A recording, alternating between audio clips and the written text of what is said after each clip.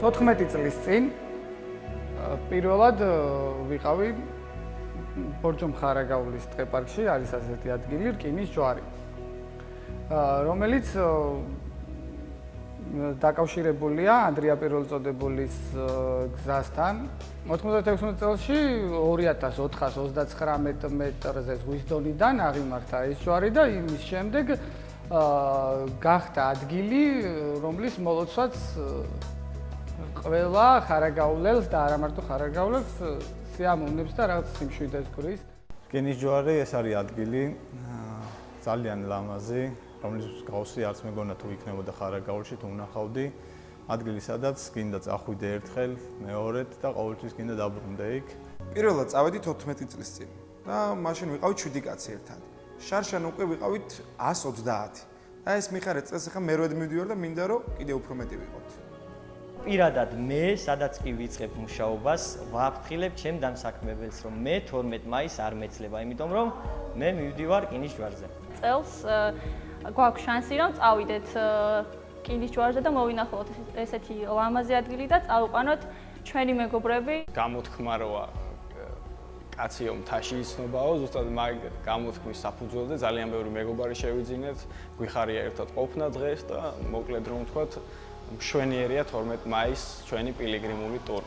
პირველ რიგში მივდივარ წვენისთვის, მოვილოცო, მოვიხსენოთ ჩემი ყველა ახლობელი ოჯახის წევრი.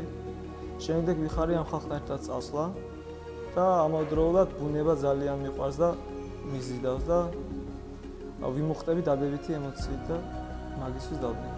12 მაისი არის ყველა ხარაგაულელისთვის მნიშვნელოვანესი დღე და ამ დღეს იმართება პილიგრიმული ტური რკინის ჯვარზე.